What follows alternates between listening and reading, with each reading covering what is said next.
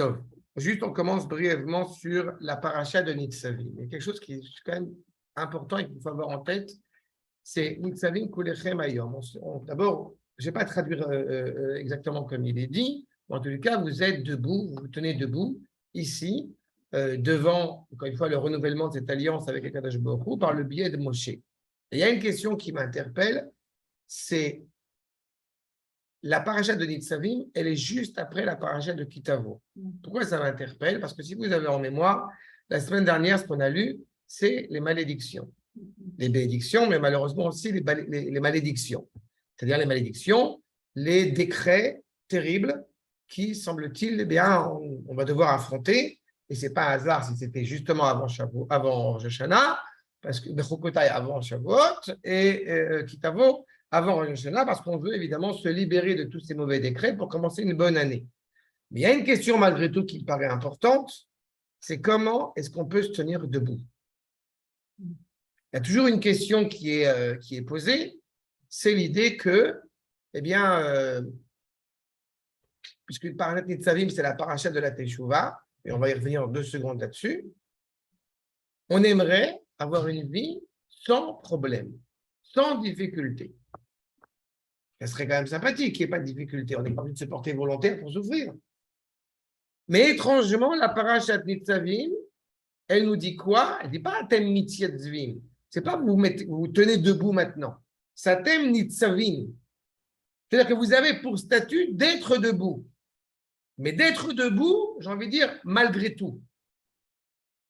Il y a une expression que j'aime beaucoup, c'est le seul livre qui a été écrit par le professeur André Neher en hébreu, qui s'appelle Ou Becholzot. Et on traduit en français Ou Becholzot par néanmoins. Mais à mes yeux, ça ne traduit pas exactement et suffisamment ce que dit Ou Becholzot. Ou Becholzot, c'est et dans tout ça.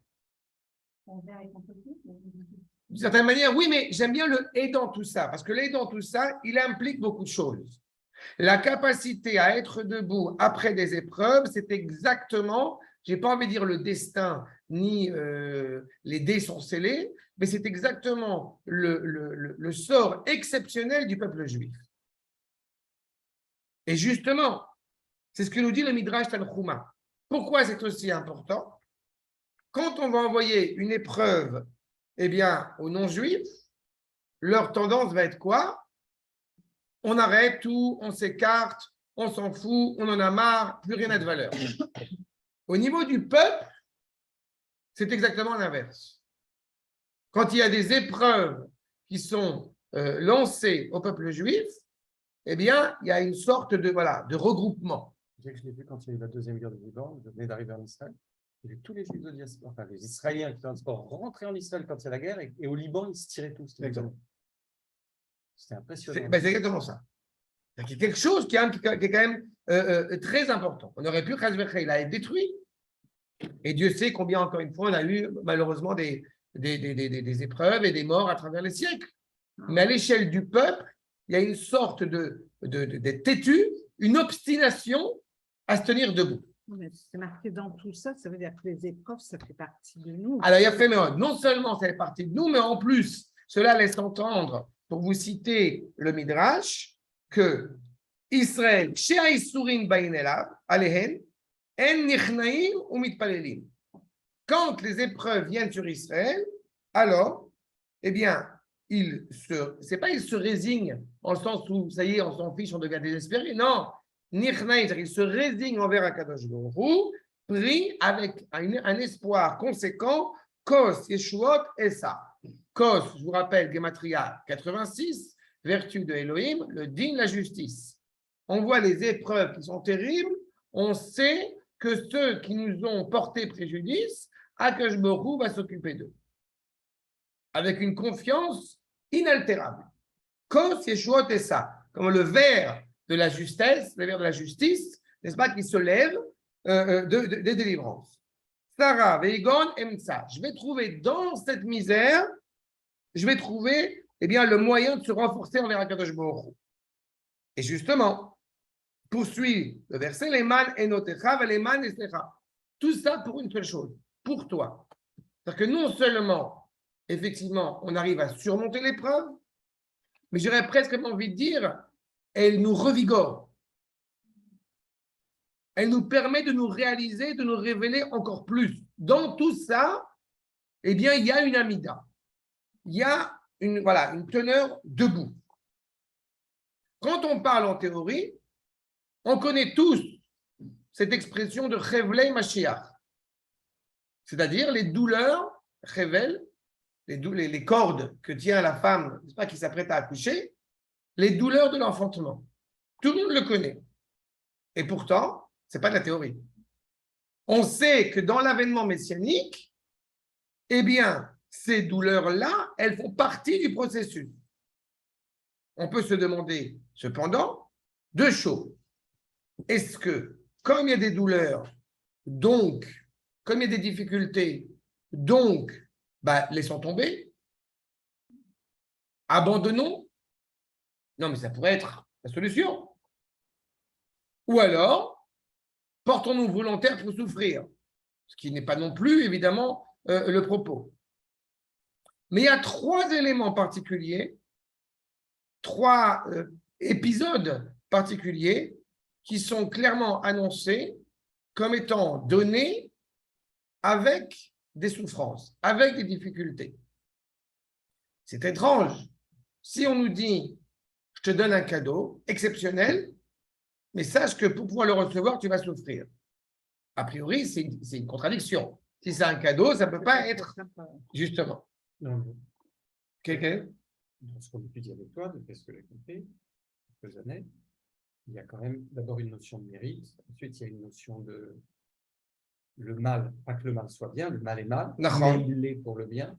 Il a une finalité. Et donc, pour pouvoir mériter le cadeau, pas au sens de l'enfant qui est puni, tu ne le mérites pas, mais au sens de je suis capable de le recevoir, il faut que je passe par quelque chose, par un processus qui me paraît douloureux, mais qui est pour le bien. Exactement ça. Mais seulement, et c'est ça qui est intéressant, c'est que dans ces difficultés-là, eh bien, comme je dis, il y a trois cadeaux, il y a trois éléments qui sont appelés comme cadeaux. Vous avez la Torah, vous avez Eretz Israël et vous avez Olam Haba. D'accord? Ces trois épisodes-là sont clairement énoncés dans la Gemara, Maseret Brachot, comme étant donnés avec des épreuves, avec difficulté. C'est même le sens de la ligature d'Isaac, quand vous avez dit, quand on monte vers la colline. Avec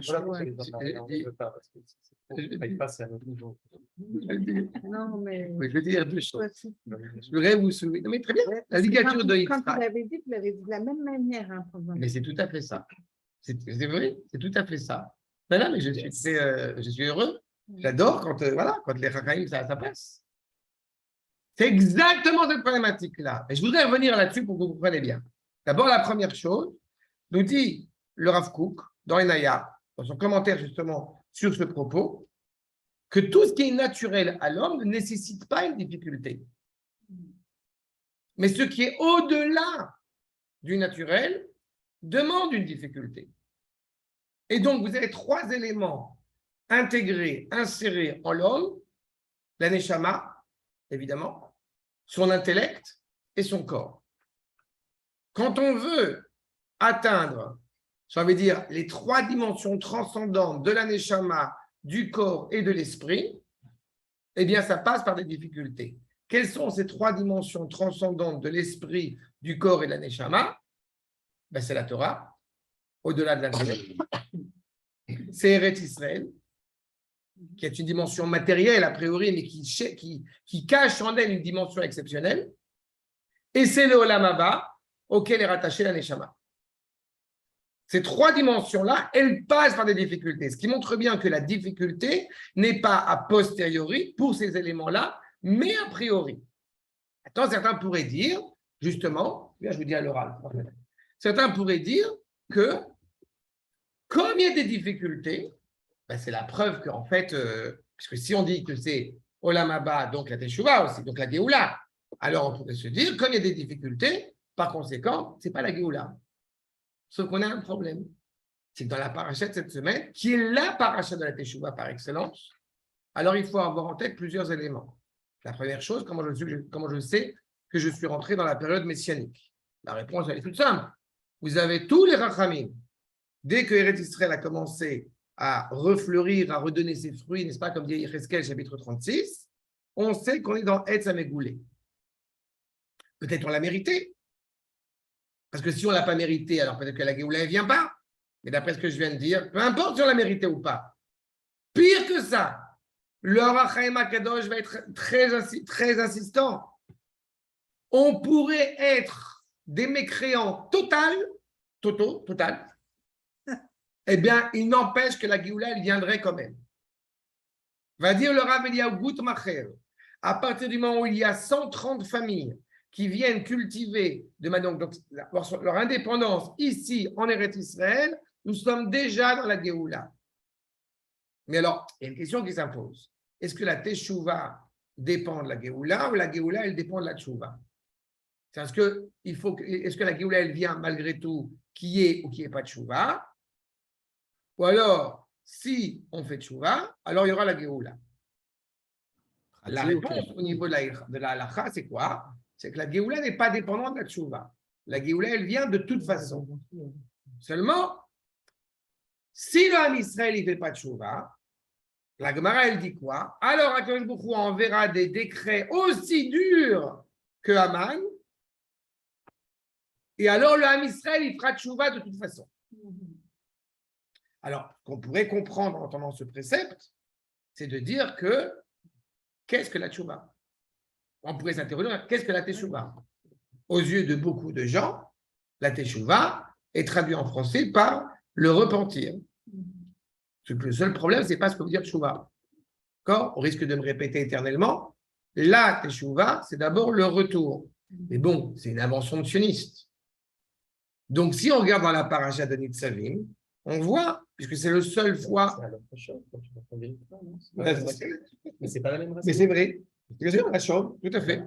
Le problème, c'est que quand je dis que la Teshuvah, elle a pris un sens de repentir, donc un sens séculier, donc un sens religieux, et bien malheureusement, ce qu'elle a fait, elle a gâché le sens originel et premier du mot Teshuvah. À savoir que la première dimension de Teshuvah est la seule fois où elle apparaît dans la Torah, dans notre paracha, c'est de revenir vers Eretz Israël. Maintenant, vous comprenez comment est-ce que malheureusement on peut être confronté aux propos d'Akadosh Baruch Hu divin sur le fait qu'on enverrait des décrets aussi dramatiques que ceux de Haman. Je vous renvoie au Mahamar Shofarot qu'on a fait il y a quelques semaines, pour que le Ham Israël fasse Teshuvah. Sous-entendu que la première Teshuvah qui va prendre son sens, c'est le peuple juif s'intègre en Eretz Israël. C'est la base. Peu importe le comportement de Ham Israël. Comment c'est écrit? Et c'est ce que dit Yecheskel. Comment c'est écrit dans la paracha? Shuvah ad Hashem Elohechem. Je n'ai pas le verset en tête, je peux le retrouver. Non, mais où est-ce qu'il y a allusion à la chouve l'Eretz Israël? Parce que tu dis, tu peux revoir le verset. Tu peux revoir le verset dans. Je retrouve tout de suite. Une seconde, merci là. Pourquoi je ne l'ai pas? Si, voilà. Ah, c'est un truc important à citer, ça. Non, mais c'est très bien. Mais c'est toujours dans Parashat Nitzavim. Iné. Okay. Sur le fait de revenir Ad Hashem Elohecha. Et ça apparaît après, d'abord, de revenir sur la terre. Je n'ai pas le verset, mais tu peux le retrouver dans les psukim. Mais ce qui est important, c'est pourquoi est-ce qu'il y a écrit Ad Hashem Elohecha et il n'y a pas écrit El Hashem Elohecha. Justement, c'est jusqu'à et pas plus. Ça veut dire que la Teshuvah, tant qu'elle n'est pas, encore une fois, installée en Eretz Israël, elle ne peut pas être complète. C'est ça que ça implique. La Teshuvah du peuple juif, tant qu'elle n'est pas revenue en Eretz Israël, elle ne peut pas être complète. Ça veut dire que je pourrais mettre les tefilines, manger kasher, faire Shabbat, tout ce que vous voulez, la Teshuvah ne sera pas complète. La Teshuvah du peuple juif, ce n'est pas la somme de la Teshuvah de tous les hommes. Non, le peuple en tant que peuple. Voilà. Le peuple en tant En fait, que ça peuple. ne peut On être- avait évoqué la destinée, encore une fois, du peuple. D'accord? Mais encore une fois, il y a ce que j'étais le Rav Macher, vous avez dans Parashat de Béar sur l'implication, encore une fois, de revenir en Eretz Israël. Ça, c'est pas chou. C'est pour ça que maintenant, je ne dis plus ça parce que c'est tellement évident. Mais je vous dis clairement, pour reprendre mon propos, celui qui va mettre en évidence justement ce rapport-là entre la Teshuvah qui est limpide, encore une fois, dans la parole de David, c'est le Rav El-Kalaï. Le Rav Yehuda El-Kalaï, il a expressément expliqué sur le fait qu'effectivement, le premier sens de la Teshuvah, c'est le retour en Eretz Israël. Je l'avais cité dans mon cours sur Herzl. Si vous avez l'occasion de voir, je l'avais cité là-bas. Le premier sens de la Teshuvah, c'est d'abord revenir en Eretz Israël. Ce n'est qu'à posteriori que ça a pris un sens moral et un sens spirituel. D'accord? Arshab. Ça. Mais c'est vrai que c'est important parce que dans le Rav Yosef, il dit que Davka, la Teshuvah ne dépend pas de la Géoula. La Géoula ne dépend pas de la Teshuvah. Et le Rambam, il laisse entendre que malgré tout, il faudra la Teshuvah. Alors évidemment, on veut la Teshuvah au sens le plus emblématique, le plus complet du terme. Mais je pense qu'on comprend bien comment est-ce que le Rambam est arrivé à cette conclusion, parce que justement, on veut éviter les mauvais décrets sur le peuple juif. D'accord? Dernier point, et qui me paraît aussi intéressant, justement. On pourrait se dire, pour reprendre la tchouva des hommes que tu as évoquée, alors on pourrait se dire, quelque chose que j'ai vu aujourd'hui qui m'a paru absolument exceptionnel, sur le fait que, comme vous le savez, on s'approche de Yom Hadin, justement, et on pourrait se dire, alors il y a les Rechaïm, les Tzadikim, les Bénonim, comme on sait. Les gens qui sont vraiment rachats, qui sont vraiment tzadiks, et ceux qui sont un peu entre les deux. Ah, les Bénonim, c'est quand même, chez nous, c'est pas les médiocres. Ça dépend, c'est avec le Balatania. Exactement. Bien fait. Mais à part le Balatania au sens le plus, d'accord, au sens le plus limpide du terme, ça. Seulement, il y a une question qui se pose. Est-ce que on a le droit de penser sur l'autre, je parle dans le peuple juif évidemment, okay, que c'est un rachat? Est-ce qu'on a le droit de penser sur soi qu'on est un rachat? Puisqu'on est en train de dire, on va se juger, c'est Yom Hadin. Sauf que le problème, c'est que on connaît tous cet enseignement dans l'Écoute Moharan, c'est une Torah qui est connue dans ça. Kitsarir ladun et kol adam lechav zechut. Tu dois juger les gens avec un mérite. Afilu misheu racha gamo. Même celui qui serait profondément un impie. Tsarir lechapes. Bo, tsarir lechapes velimtso bo. Eize me'atov. Connais cette Torah, c'est fondamental par rapport à ce retour à la Teshuvah en Eretz Israël, en se disant, mais qui je suis, qui je peux pas, la Teshuvah, la Torah, Ad Hashem Elohecha, je peux pas. Te dire, Rabbi Nachman, il faut chercher un point. Je vous rappelle que Nekuda Tov, le mois de Elul, dont la lettre du mois de Elul, c'est la lettre Yud, qui est chez les Mekoubalim, est appelée Nekuda.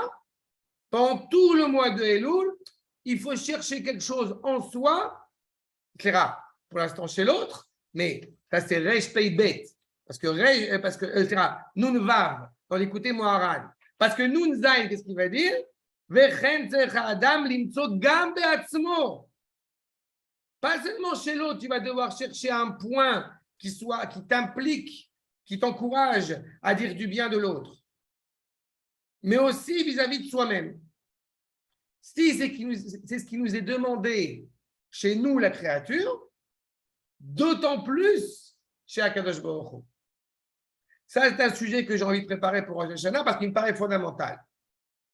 Quand les gens rentrent dans Rosh Hashanah, j'ai eu souvent l'occasion de traiter ce sujet-là, mais ça me paraît à chaque fois important. Quand les gens ils rentrent dans Rosh Hashanah, ils ont une tendance à être en dépression. Comme dit l'expression, on a le seum. N'est-ce pas? Mais celui qui rentre convenablement dans Rosh Hashanah, en disant dans la liturgie, inscris-nous dans le livre de la vie, c'est-à-dire qu'on n'est pas totalement rachat. On va trouver ce point vital qui va nous ramener justement à la cohérence. C'est pour ça que le Rav dans Rotat Tshuva, Perek Zain, insiste sur ce point. צריך להעמיק מאוד באמונת התשובה ולהיות בטוח שערעור תשובה Levad gam ken metaknam arbe et atzmo vet haolam. C'est pour ça qu'il faut être convaincu que quand tu fais, même pas quand tu fais teshuva, quand tu as juste une étincelle de teshuva, le fait de chercher en soi un point positif est déjà une étincelle de teshuva. Et donc, il faut chercher ce point-là qui nous permet clairement de nous élever. Et va dire, et je terminerai sur ce point, puisque je suis en train d'évoquer le Rav Kook. Alors, évidemment, pour les francophones, on ne peut pas négliger M. Benjamin Gross. Il faut même voir que dans les communautés en France, pour Rosh Hashanah, on apprend tous au Talmud Torah les jours redoutables. Ben voilà, c'est pour ça que j'insiste. C'est exactement pour ça que j'insiste. C'est très chrétien, c'est très judéo-chrétien. Mais malheureusement, non, mais ce côté redoutable. nous enseigne M. Benjamin Gross dans son commentaire sur Orota Teshuvah. Et je vous lis. L'expérience de la faute donne non seulement accès à une réflexion de caractère moral, mais également à une expérience métaphysique qui lui confère une dimension infiniment plus large. C'est-à-dire que par le biais, effectivement, de la faute, qui est un drame, mais par le biais de la teshuva et de la confiance à la teshuva, nous sommes en train d'atteindre un processus de régulation morale et, j'ai envie de dire, qui est cosmique. Donc, c'est d'autant plus important quand on rentre dans Rosh Hashanah, dans cette dimension justement du retour, de ne pas chercher les points de faute, les scories qui sont en nous. La preuve, c'est qu'à Rosh Hashanah, on n'évoque aucune faute. Et même quand on va l'évoquer à Mincha de Rosh Hashanah par le biais du Tashlir, c'est uniquement pour jeter toutes les souillures qui nous ont porté préjudice. Parce que la dimension, et qu'en plus là, c'est un minag, à la base Ashkenaz, que nous avons aussi adopté chez les Sfaradim, mais qui n'est pas inscrit dans l'exégèse traditionnelle. Ça nous implique, ça nous enseigne un enseignement fondamental, c'est qu'il y a deux manières quand on veut se rapprocher évidemment d'Akadosh Baruch Hu. Il y a une teshuva qui est évidemment la teshuva provoquée par la peur, par la crainte, mais il y a une teshuva plus élevée que celle-ci, et c'est ça que nous encourage à faire Akadosh Baruch Hu, c'est la teshuva be'ava. Au décret difficile auquel on peut être confronté, encore une fois, y compris ces trois éléments qu'on a évoqués, eh bien, évidemment, on peut y revenir avec un chemin semé d'embûches. Mais on peut aussi y revenir avec un chemin gravillonné, un chemin calme, agréable. Tout va dépendre d'abord et avant tout de l'authentique confiance qu'on aura dans la teshuva. Et nous dit Akadosh Baruch Hu, je vous rappelle cet enseignement, vous m'ouvrez la porte, une aiguille, je vous ouvre un château. C'est exactement cela. D'accord? La confiance en la teshuva. La confiance en la teshuva, c'est la conscience qu'on met à prendre de la faute, et donc c'est une notion de purification. J'ai souvent bien fait. C'est pas exactement ce que tu as dit, mais je vais soulever je t'écoute Dan dans une seconde. Je rappelle juste un point, parce que c'est tout à fait dans le sens de ça. On se rappelle qu'on va, n'est-ce pas, honorer le roi le jour de Rosh Hashanah en disant Hachem ou Elohim, c'est comprendre que Akadosh Baruch Hu est le sens même du tout dans cette dimension de Teshuvah. Et il faut toujours avoir en tête le nom d'Akadosh Baruch Hu, n'est-ce pas? Yud Ke Vav Ke. Vous avez le monde qui a été créé en deux lettres, Yud et Hei. Et c'est-à-dire le monde d'en haut, si on l'appelle comme ça, le monde prochain, le monde suivant, avec la lettre Yud, et ce monde-ci avec la lettre Hei, qui est Gematria 5. Et donc là, le particularisme de ce qui englobe le tout, c'est le Yud. Ce monde est éclairé par le monde suivant. Vous avez un Vav et vous avez un Hei. Et comme j'aime à le répéter, le Vav, d'abord, c'est quoi? C'est la lettre de liaison. C'est la lettre qui va transformer un passé en futur. On appelle le Vav conversif en français, Vavaïpour. C'est la lettre qui va transformer un passé en futur ou un futur en passé. Et ça dépend de quoi? Ça dépend de la dernière lettre Hei, qui est la participation de l'homme à ce projet. Quand l'homme, avec ses difficultés, avec ses défis, avec ses complexités, eh bien, participe au projet du Créateur dans la mesure où il s'attache, il s'allie au Créateur, eh bien, il permet clairement au monde d'arriver à sa finalité. Le Vav, c'est le lettre de la Teshuvah. C'est la Teshuvah par excellence. C'est la seule réalité que le peuple juif est en mesure de comprendre. Comment est-ce qu'on peut transformer un passé en futur ou un futur en passé? A priori, un événement est fait, existe, il est clos, il est terminé. Non. Je suis capable de transfigurer cet événement du passé par le biais de la Teshuvah. C'est exactement le rattachement de la créature au créateur. C'est clair ce que je viens de dire? Et en plus, le Vav, c'est la lettre debout. Hein. D'accord, évidemment, le Nitzavim. Ce n'est pas là pour nous affaiblir, justement. Ce qui serait dangereux par rapport aux malédictions, c'est qu'on s'affaiblisse, alors que c'est l'occasion pour nous de nous ressaisir.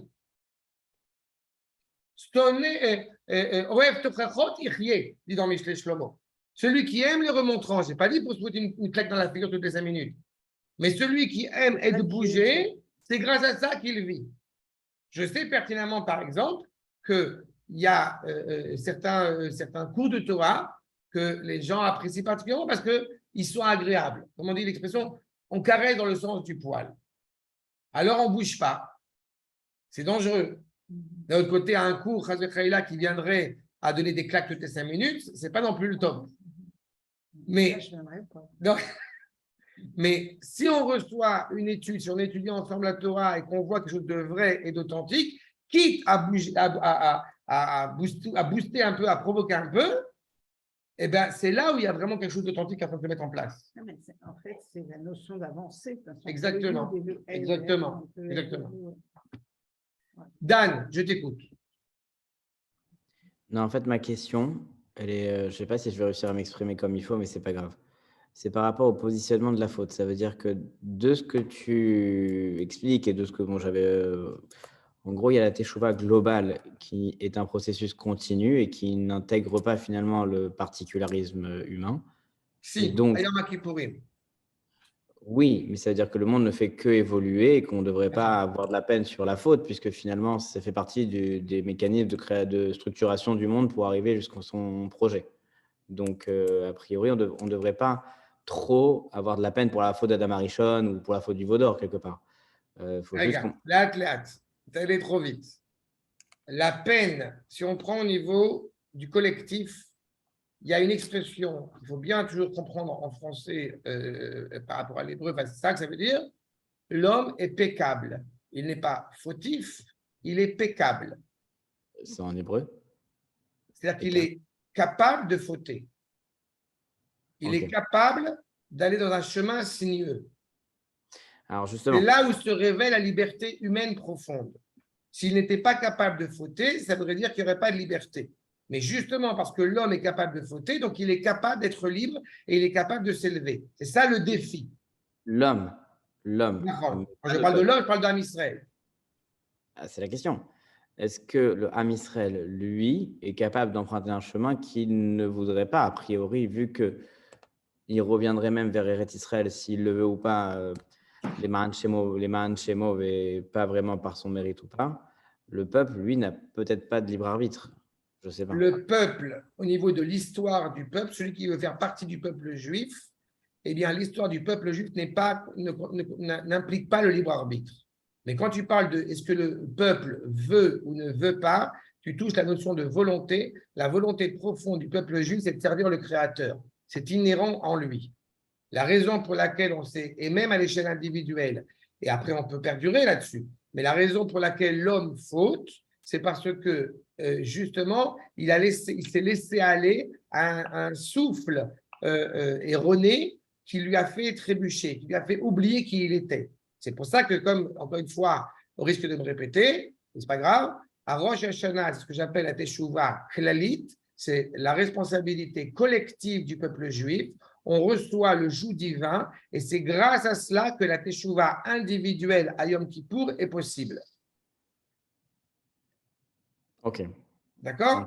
On commence d'abord par cette entité. De s'être séparé en tant qu'entité, et la Teshuvah, c'est de revenir à la globalité. Si j'essaie de comprendre ce que tu dis. Le retour du peuple juif À partir du moment où tu nommes le roi, Yesh Melech Baaretz, après quand tu dis Hashem ou Elohim, c'est le retour du peuple juif en Eretz Israël. Quand on dit Shema Israël, on ne dit pas Shema Yaakov. Bien sûr. Hashem Echad, parce que Am Israël Echad. C'est ce que j'ai évoqué la dernière fois, si vous vous rappelez, sur le Oufren, par rapport à la prière de Rosh Hashanah, sur le Ten Kavod de la Amecha. It Kadesh Emecha, parce que Am Israël retrouve sa nation. Ça, c'est la base. Et justement, au niveau des individus, on ne se sait pas forcément méritant d'être cette dimension exceptionnelle. C'est pour ça que par le biais du collectif, j'aurais presque envie de vous dire, avec un peu d'humour, on magouille un peu avec un peu d'humour. Ça veut dire qu'on sait que, à l'échelle individuelle, peut-être je ne suis pas qui je devrais être. Mais regarde au peuple auquel j'appartiens. Lui, il est exceptionnel. Tu comprends? Alors maintenant que tu as vu qu'on était au niveau exceptionnel, maintenant je peux passer individuellement, je vais passer. C'est ça. Mais la peine vis-à-vis de la faute, elle est tout à fait légitime et elle est tout à fait nécessaire. Mais il faut faire attention. C'est ce que rappelle le natif de Vologine dans l'introduction du livre de Vaïkra sur le fait qu'il y a deux fautes à réparer. La première, c'est la faute en elle-même. Et la deuxième, c'est la raison pour laquelle il va toujours deux fois. La deuxième, c'est la tristesse qu'a engrangé la faute. Sur ça aussi, il faut faire teshuva. D'accord? Et c'est pour cela que Rosh Hashanah est un jour de fête. On peut réparer la faute en s'excusant, en s'apitoyant sur son sort d'avoir fauté, mais on peut réparer la faute avec encore plus de vigueur, avec encore plus de joie le jour de Rosh Hashanah. C'est pas contre la tristesse qui était là. Exactement. Rosh Hashanah est un jour de fête. On ne dit pas, on ne fait pas tachanoun, on ne fait rien qui vient évoquer la faute. Parce que la réparation à Rosh Hashanah, elle est d'autant plus noble. C'est clair sur ce point? Shoaib.